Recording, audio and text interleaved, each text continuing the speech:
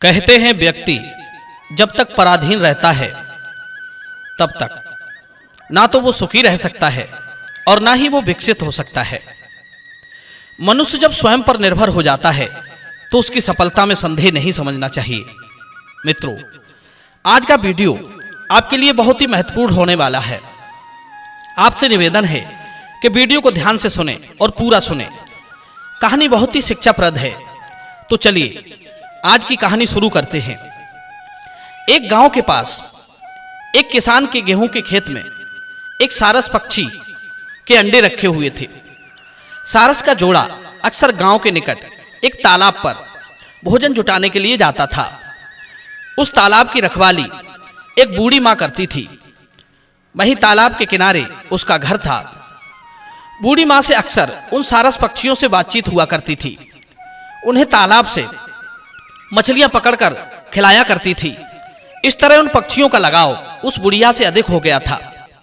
वो अपने तालाब की रखवाली करती थी और छोटी छोटी मछलियों को पकड़कर रख लेती थी। सारस पक्षियों का जोड़ा जब भी तालाब पर जाता था तो बूढ़ी मां उन्हें पेट भर के मछलियां खिलाया करती थी। मछली खाने के बाद वे अपने अंडों पर चले आया करते थे। कुछ दिनों के बाद उनके अंडों से बच्चे निकल आए। बच्चे अभी उड़ने लायक नहीं हो पाए थे। उससे पहले ही किसान की फसल पक गई।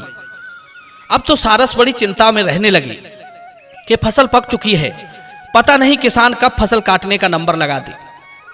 किसान अगर थोड़े दिन और रुक जाता तो हमारे बच्चे उड़ने लायक हो जाते और हम उन्हें लेकर कहीं दूसरे स्थान पर चले जाते। एक दिन किसान अपने खेत पर आया। खेत के चारों ओर घूमता रहा।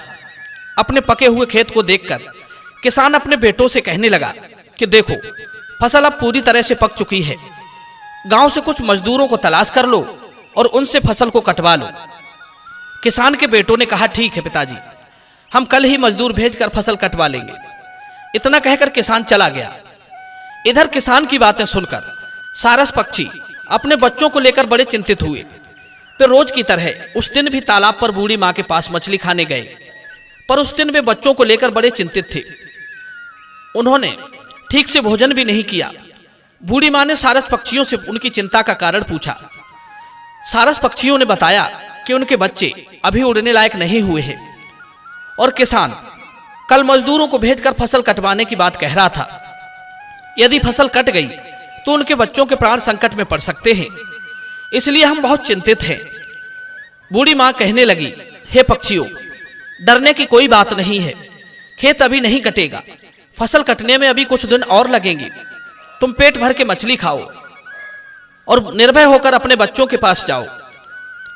बूढ़ी मां के धैर्य बंधाने पर उन्हें कुछ तसल्ली मिली। वे चुपचाप अपने बच्चों के पास लौट गए और अगले दिन का इंतजार करने लगे। रात बीती, सवेरा हुआ, सूर्य निकला, दोपहर हो आया, पर फसल काटने ना तो किसान आया ना उसके मजदूर। यह देखकर सारस बड़ा प्रसन्न हुआ। इस प्रकार 4 दिन बीत गए पर किसान नहीं आया। एक दिन किसान फिर अपने बेटों के साथ खेत पर घूमने आया। उसने देखा कि फसल कुछ ज्यादा ही पक चुकी है, तो वो अपने बेटों से कहता है कि बच्चों, खेत काटने के लिए मजदूर तो मिले नहीं, अब फसल कैसे कटेगी? किसान के बेटे बोले, पिताजी तुम चिंता ना करो, मैं कल ही दूसरे गांव से मजदूर ढूंढ कर लाऊंगा और उनसे फसल कटवा लूंगा। किसान की बातें सुनकर सारस पक्षी बहुत ही घबरा गए।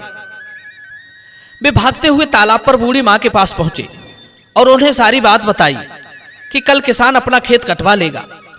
आज किसान आया था और वो कह रहा था कि फसल ज्यादा पक चुकी है, गांव से मजदूर नहीं मिले तो दूसरे गांव से मजदूर लेकर आएंगे और कल हर हालत में खेत को कटवाना है। प्रिय मित्रों, सारस पक्षियों को अत्यधिक भयभीत देखकर बूढ़ी मां कहने लगी, हे पक्षियों, चिंता की कोई बात नहीं है, फसल कटने में अभी कुछ दिन और लगेंगे। सारस पक्षियों ने फिर बूढ़ी मां की बात पर विश्वास करके अपने बच्चों के पास लौट आए और सच में अगले दिन किसान और उसके मजदूर खेत काटने नहीं आए। धीरे धीरे फिर 2-4 दिन बीत गए। एक दिन किसान फिर खेत पर आया। उसने देखा कि फसल अब झड़ने लगी है। अगर अतिशीघ्र से नहीं कटवाया तो फसल टूटकर खेत में ही गिर जाएगी। किसान कहने लगा, अब चाहे कुछ भी हो, कल मैं अपने भाइयों को भेजकर खेत कटवा लूंगा। इतना कहकर किसान चला गया। मित्रों, किसान की बातें सुनकर सारस घबरा गया। सोचने लगा किसान अब और इंतजार नहीं करेगा, वो कल जरूर अपना खेत काटने आएगा। यदि किसान 8 दिन और रुक जाता तो उसके बच्चे उड़ना सीख जाते। सारस अपनी स्त्री को लेकर फिर तालाब पर बूढ़ी मां के पास भोजन करने गया। बुढ़िया ने पूछा कि बताओ, क्या अब तक किसान खेत काटने आया? सारस कहने लगे, हे मां, अब तक तो नहीं आया, लेकिन कल वो जरूर आएगा। किसान आज कह रहा था कि कल वो अपने भाइयों को भेजकर खेत कटवा लेगा। बूढ़ी मां कहने लगी, पक्षियों, तुम चिंता ना करो, किसान कल भी नहीं आएगा, और जब तक वो खेत काटेगा तब तक तुम्हारे बच्चे उड़ने लायक हो जाएंगे। तुम बेफिक्र होकर जाओ। बूढ़ी मां के समझाने पर सारस निर्भय होकर अपने बच्चों के पास लौट गए। सोचने लगे, बूढ़ी माता ने अब तक तो जैसा जैसा बताया था वैसा ही हुआ है, क्या कल के लिए भी उनकी बात ठीक निकलेगी? यह देखना होगा। सारस पक्षी कल का इंतजार करने लगा। दूसरा दिन आया तो उन्होंने देखा कि ना तो खेत काटने किसान आया है, न उसके भाई। यह देखकर सारस को बड़ी प्रसन्नता हुई। धीरे धीरे 8 दिन बीत गए। सारस के बच्चे पूरी तरह से उड़ना सीख चुके थे। सारस पक्षियों के मन का भय दूर हो चुका था। सोचने लगे, ये किसान अब तक हमें झूठ मूठ डराता रहा, लेकिन शुक्र है उन बूढ़ी मां का जो हमें सांत्वना देकर हमारे अंदर के भय को निकालती रही, और उनकी सारी बातें सच साबित हुई। एक दिन किसान फिर खेत पर घूमने आया। उसने देखा कि खेत में काफी नुकसान हो रहा है।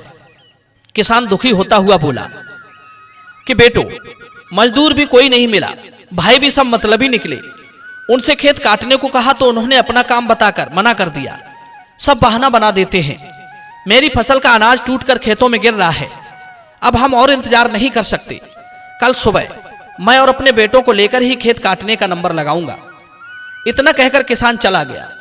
इधर सारस तालाब पर पहुंचे और बूढ़ी मां को सारी बात बताई कि आज किसान आया था और कह रहा था कि कल वो स्वयं खेत काटेगा। सारस पक्षियों की बात सुनकर बूढ़ी मां कहती है, हे पक्षियों, अब तुम्हें खेत छोड़ना होगा, कल किसान खेत काटने जरूर आएगा।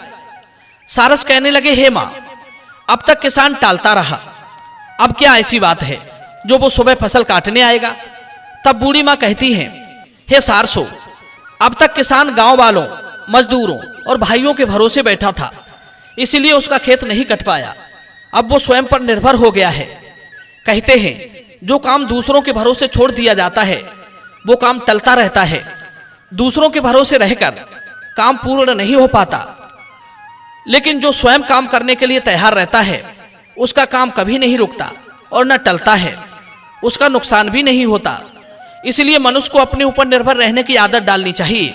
अपने आप पर भरोसा रखकर आगे बढ़ने वाले व्यक्ति की शक्ति और सामर्थ्य बढ़ जाती है। दूसरों का सहारा बैसाखी की तरह होता है, और बुद्धिमान और सामर्थ्यवान लोग कभी बैसाखी का सहारा नहीं लेते। और जो लोग दूसरों के सहारे चलते हैं वे अपनी मंजिल तक ठीक से नहीं पहुंच पाते, वे जीवन में उन्नति नहीं कर पाते। उनकी उन्नति कम, हानि अधिक होती है। सफलता उसी को मिलती है जो बिना किसी पर निर्भर रहे आगे बढ़ता है। जो दूसरों पर निर्भर रहते हैं वे सोचते रहते हैं और काम को टालते रहते हैं, और धीरे धीरे वे आलसी बन जाते हैं। और आलसी लोगों का काम या तो देरी से होता है या रुक जाता है, फिर बाद में पछताने के अतिरिक्त उनके पास कोई विकल्प नहीं रहता। मनुष्य को ये 3 बातें हमेशा याद रखनी चाहिए। पहली, स्वयं आत्मनिर्भर बनकर रहे, दूसरे के भरोसे किसी काम को ना छोड़े। दूसरी, अवसर की उपेक्षा ना करे, जिस काम को उस काम के समय पर नहीं किया जाता वो उम्मीद के मुताबिक लाभ नहीं देता। तीसरी बात, चिंता, किसी काम को लेकर सचेत रहें पर चिंतित ना हो। चिंतित रहने वाला व्यक्ति अपने कार्य करने की क्षमता को कम कर लेता है, वो अपने आप को कमजोर बना लेता है। इसलिए चिंता आपकी प्रगति में सबसे बड़ी बाधा है। बूढ़ी मां की बात सुनकर सारस अपने बच्चों को लेकर रात में ही किसान का खेत छोड़कर चले गए। मित्रों, यह वीडियो के विषय में आपकी क्या राय है कमेंट में जरूर बताना। मिलते हैं अगली बार नई वीडियो में नई चर्चा के साथ। आप सभी का बहुत बहुत धन्यवाद। जय श्री कृष्ण।